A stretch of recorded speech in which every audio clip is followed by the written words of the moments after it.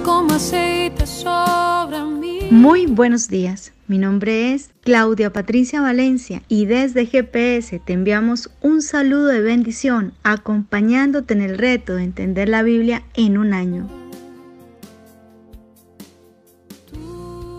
Hoy, 7 de marzo del 2019, te invitamos a que leas Primera de Reyes capítulo 17 y capítulo 18.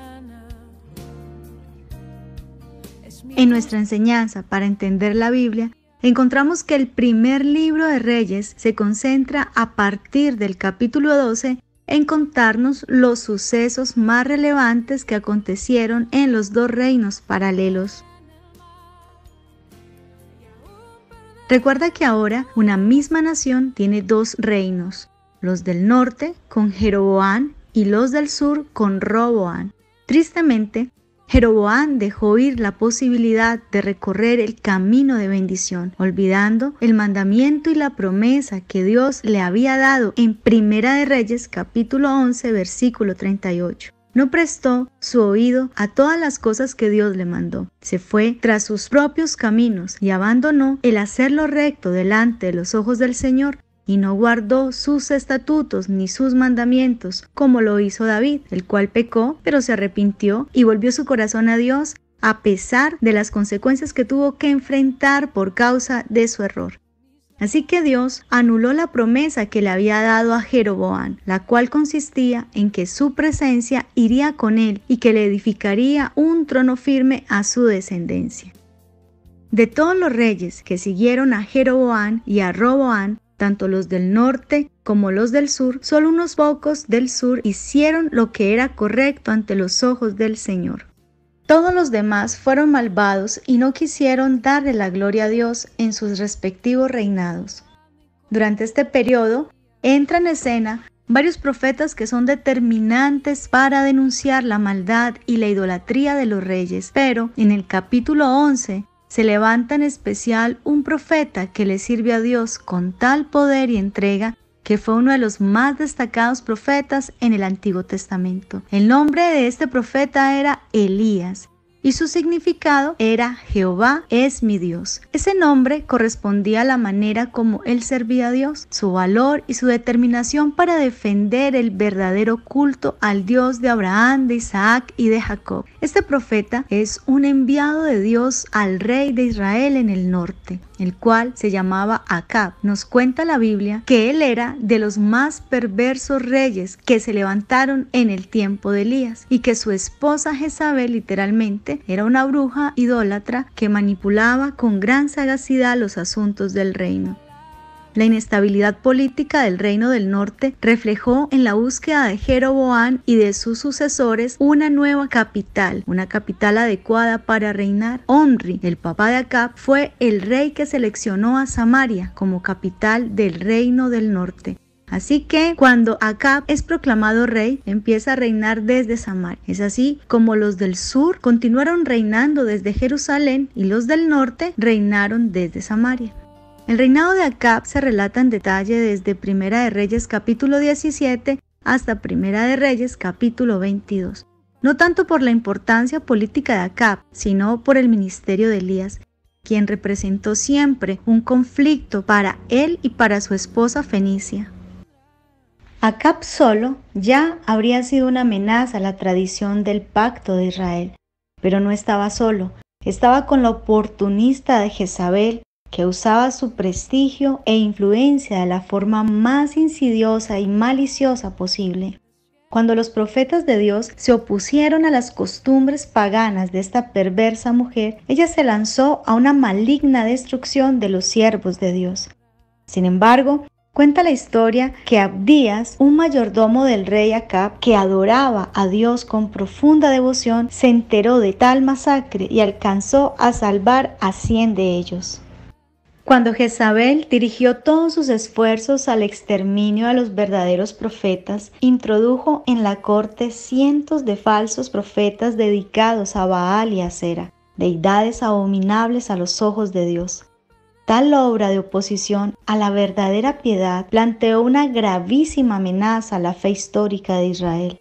Desde muchos años atrás, antes de que Israel se dividiera, las formas paganas de adoración se había ido filtrando a través de los vecinos cananeos, pero en el tiempo de Jezabel se bombardeó desde el palacio sin disimulos.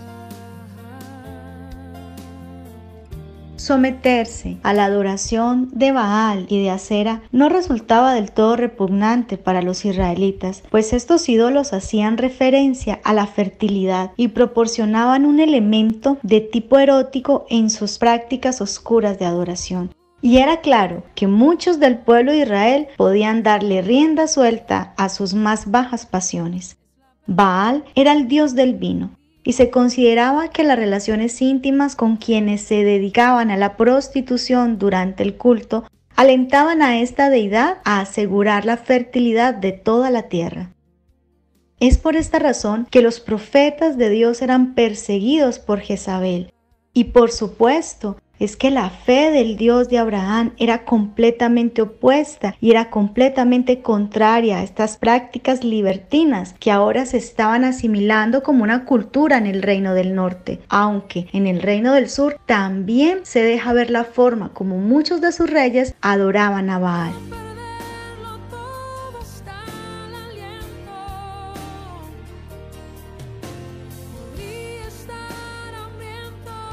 En nuestra enseñanza, para poner en práctica, retomemos la importancia de glorificar a Dios en lo que somos y en lo que hacemos, pues es la única forma de ver los cielos abiertos y la manifestación clara de toda la bondad, la gracia y la verdad del Señor en nuestra vida. Es evidente que ninguno de los dos reinos, ni los del norte en Samaria, ni los del sur en Jerusalén, le habían dado gloria a Dios.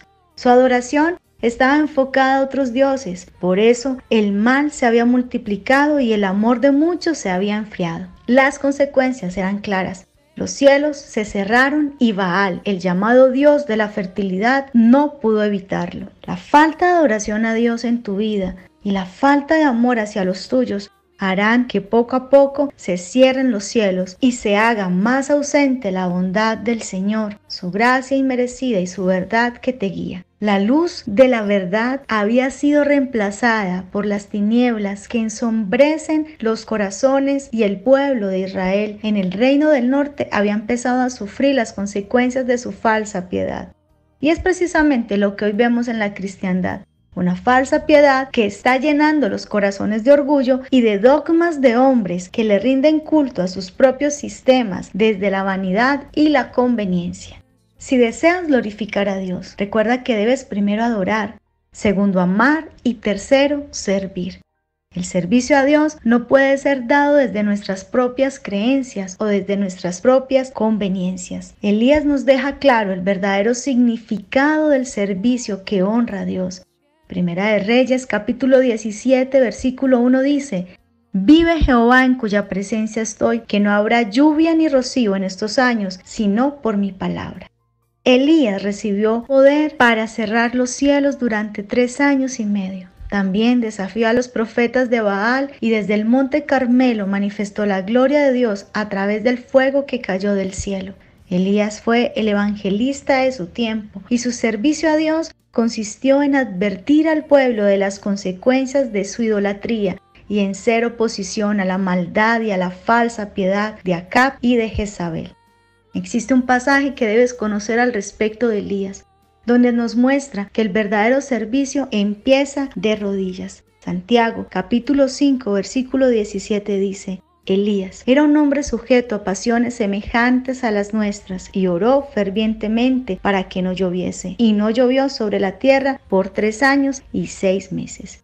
Qué maravilloso saber que servir a Dios no depende de nuestra perfección, sino de una actitud y disposición de corazón. Recuerda que Jeroboam era muy capaz, pero cuando se trató de rendir adoración al Señor fue un completo desastre. Tu fortaleza no está en tus propias competencias o en tu experiencia. Todo empieza en la adoración que le rindes al Señor, el amor que le tienes a los tuyos y la capacidad de reconocer los dones que por el Espíritu Santo has recibido, para que empieces a servir no a la manera que tú piensas o crees, sino a la manera que Dios dice en su palabra y dentro de los planes y propósitos que Dios tiene para ti. Elías era un hombre sujeto a pasiones semejantes a las nuestras y sin embargo La determinación de no claudicar en la adoración, en la búsqueda del Señor, le permitió ver el poder en medio de su debilidad. Si deseas glorificar a Dios y ver la gloria de Dios en tu vida, sirve con corazón limpio, conforme al llamado que Dios te ha dado. No necesitas tener más para servir mejor. Recuerda que las pequeñas obras de amor engrandecen el nombre de Dios. Ahora te invito a presentar esta enseñanza en oración para que baje a tu corazón.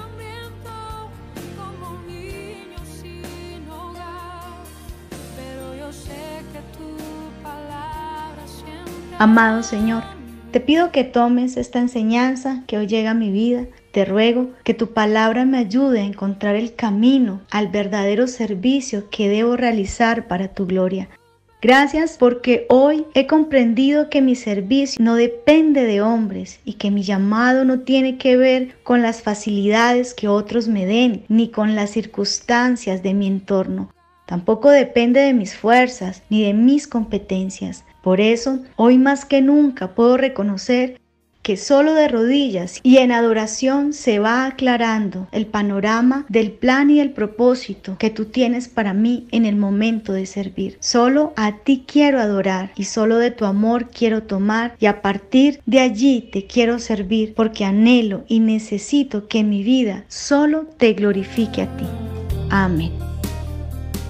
Tu palabra, Señor.